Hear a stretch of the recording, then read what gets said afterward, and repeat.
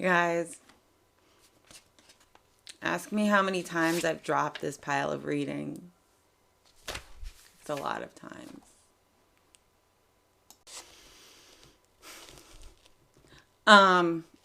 Read with me challenge. Okay, so today is like a gorgeous day. I'm not into it. I'm just not into it. You're only like I'm not into 20 minutes. That sounds impossible. Um, but it's a challenge. So, how about we do 10? Okay. I have my reading. I'm going to read. I'm going to get wild with it, right? We only have 10 minutes. So I'm going to read from the textbook, the chapter on health and medicine, right? So you can I'll explain where to find it in the link. But the chapter on health, like how wild am I? Why even pick up a textbook when you only have 10 minutes to read? Chill, okay? I do have my pen, my notebook. I don't know where my regular notebook is, but I have these like little small notebooks that I carry everywhere because you never know when brilliance is going to strike, right? And it's like, it's enough to have the idea the first time. I cannot waste my energy trying to remember an amazing idea. And these are all like amazing ideas for you guys, right? They're for class. So I have a little notebook. I do. Also, little notebooks like these, right? Like thicker, harder. For real, seriously. These are ethnographic tools. This is what anthropologists use to walk around taking notes all the time when they're doing participant observation, because that's what we're doing. We're taking notes all the time. So you have a little notebook that you can carry with you everywhere. I'm using up our 10 minutes. It's ridiculous. Okay. So go get your stuff. I have my multiple beverages. Also, I have a microphone today, so let me know if like the sound is better. Here we go.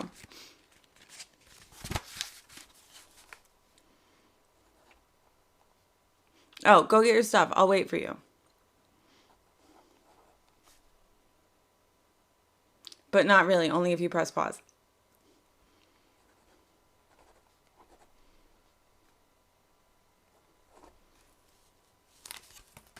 Okay, I set a timer. Oh, you know what's important? I have no idea where my phone is. You should not have any idea where your phone is either. Like, put it away. It's distracting. You have 10 minutes. Okay, I have a textbook.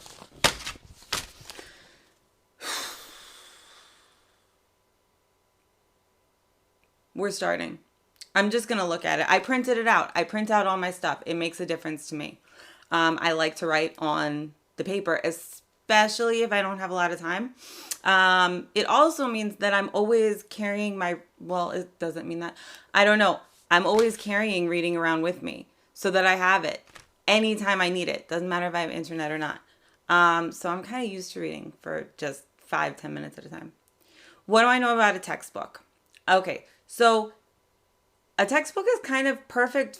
Like, it's structured perfectly for reading in short chunks. It's not a story, right? It's not a narrative. Professors like pull parts of textbooks all the time, right? Your teachers will be like, yo, read page 95 to 100 and then chapter 14. Or they'll go out of order or whatever, right? And they have like clear headings. Cool. So the first thing, so this is going to be good. Now I see some learning objectives. I'm going to read them. Oh, biocultural. Circling it. Jill that's me, has mentioned that a lot.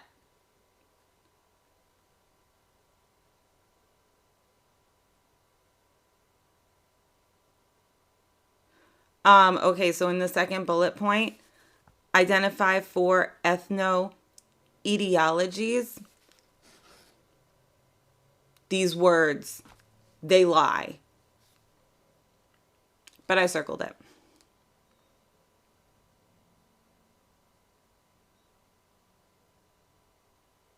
The significance of faith in healing, that sounds cool.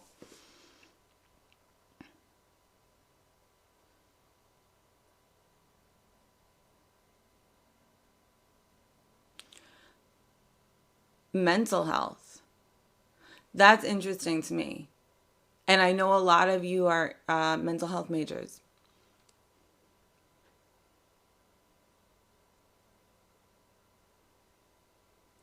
Yo, I'm interested in biomedical technologies. I'm thinking about the vaccine now.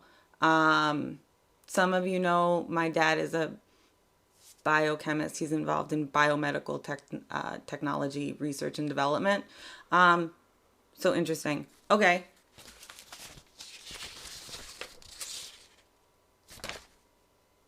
We're not starting at the beginning. We just read the learning objectives.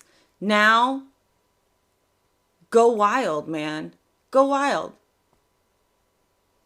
Find a place in the reading and then just start reading. You have 2 minutes to find a place. Go now.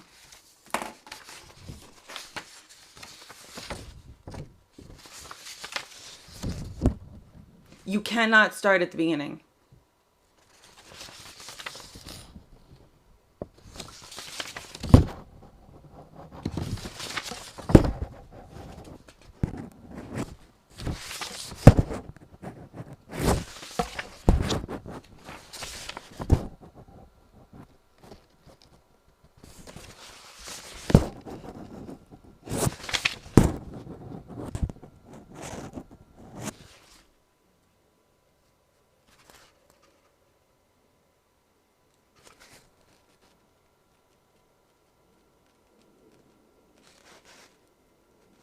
All right, find your place.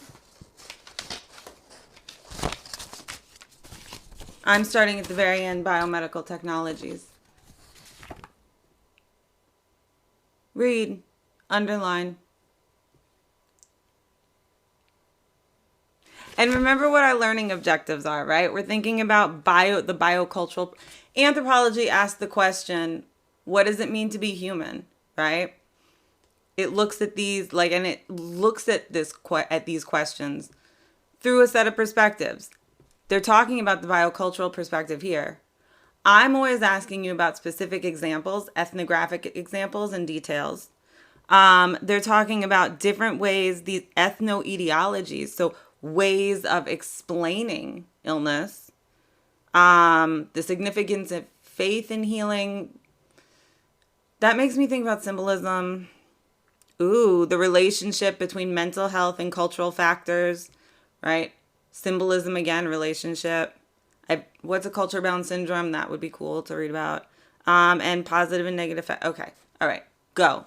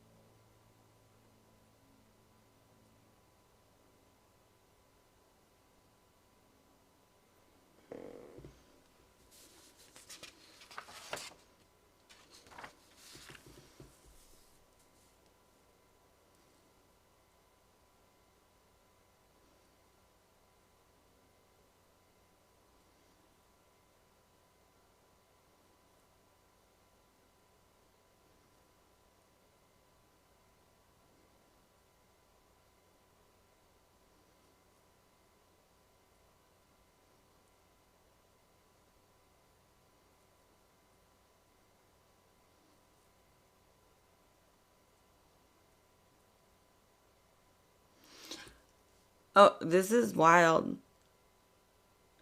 I think that I think that this is going to be about, and I'm not sure, I'm confused, but how the pharmaceutical industry and money, right? Corporations and economics, are related to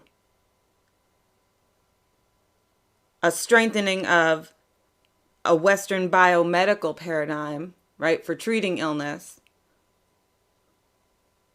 when and biomedical, like, you treating illness wasn't money making until we found penicillin. And once you could manufacture antibiotics, that's connected to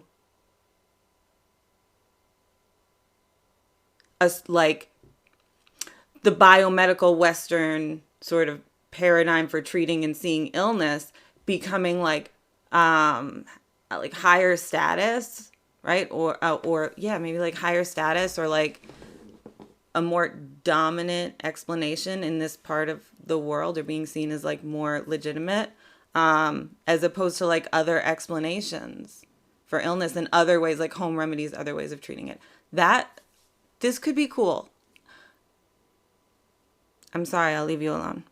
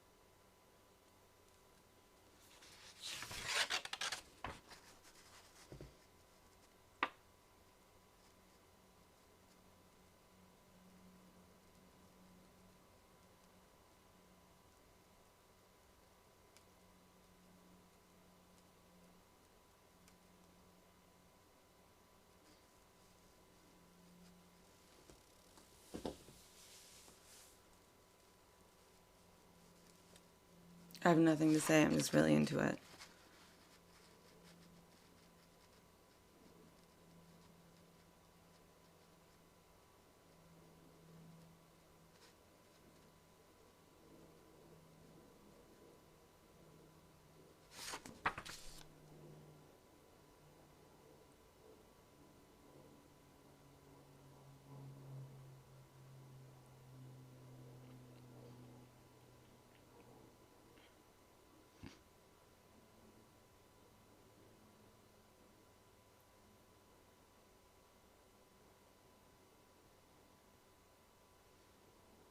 Okay. Take a minute to like finish up where you are and like come to a good conclusion point.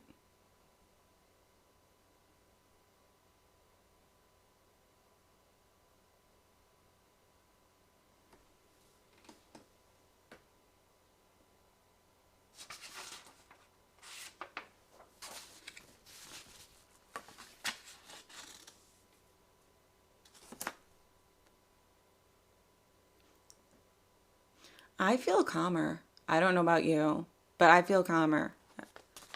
We have like 2 minutes. Here's what I want you to do.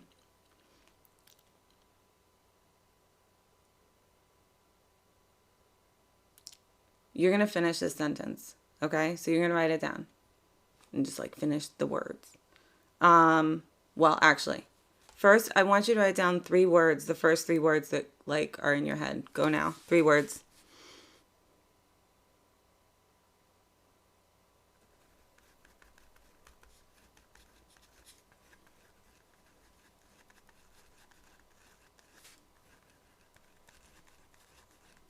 Cool. I wrote down medicine, consequences, and children. Now you're going to finish this sentence. This had something to do with. So like, this reading had something to do with, write it down. Few words, just a few words.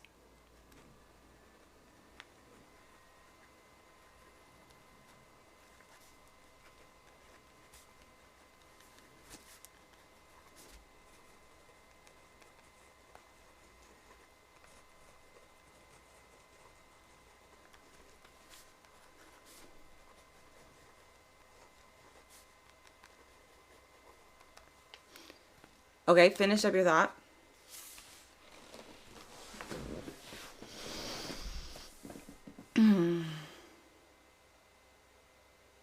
Now we have one more. I wonder. So finish that thought.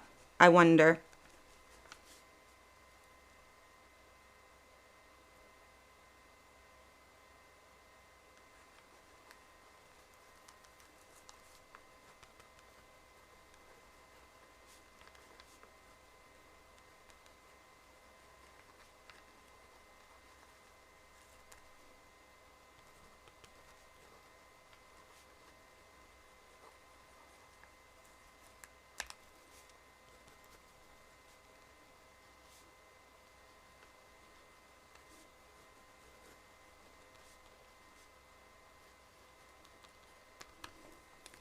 All right. Finish up your thought.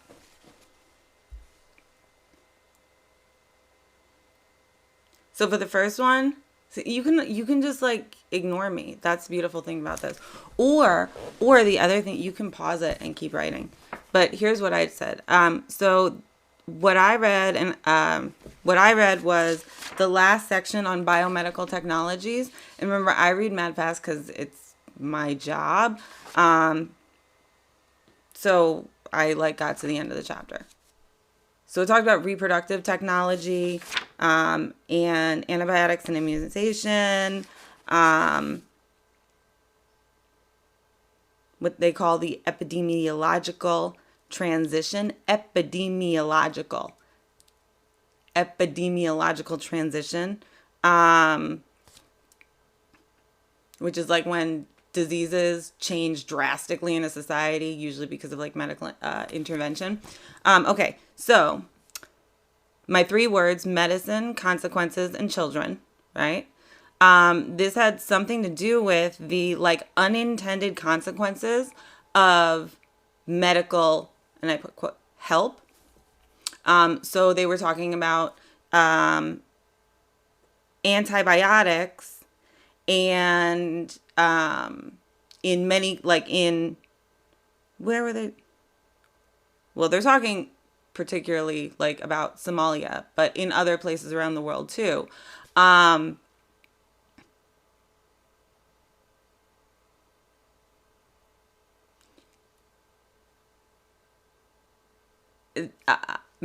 Good medical things, right? Like access to antibiotics led to a population explosion, way less babies dying, right? And that's great. Less babies dying. Like, of course, that's what we want, right? So a drop in what's called infant mortality. But now there's a different kind, there's different kinds of diseases. You also have with population explosion problems of like malnutrition. So here, I'll read a quote. It's right above the picture, figure 5. Millions of lives have been saved by the availability of antibiotics, but high poverty and lack of access to regular medical care mean that many children who now survive the immediate dangers of infection during infancy succumb later in childhood to malnutrition, dehydration, or other ailments, right? This is very interesting to me because it points again to, well, it brings me back to the importance of cultural relativism and not judging, right? You don't know what the problem is, and you don't know, like, and you don't, I don't know. It's good that children are not dying. That's good. but it also has negative consequences. And so is it good or bad, or do things happen and then there are consequences, and those consequences just are, and it's our perspective, right? Where we are in the world, what we care about, and how we frame the problem or ask the question that then labels things or puts them in categories of judgment, right? Like good or bad, that evaluates them. As anthropologists, we're just trying to look at the consequences and not get caught up in like, yay, this is great. We know what's best for other people, right? Or I know what your problem is. I'm taking up all of our 10-minute time. But look, I'm more into it than I was before. Okay, so then for the second thing I said, I wonder what other examples of unintended consequences I'd find compelling with medical interventions. And I like, it's like so big, I can't even begin to think about it, but like, I wonder how this is going to relate to COVID. You know, there are, well, there are consequences that impact people differently depending on all sorts of different factors. All right, so cool. I mean, I took a little bit more of your time because I talked too much, but we just read for 10 minutes. Do you know more than you knew before? I know. I'm tricky like that. All right. See you later, guys.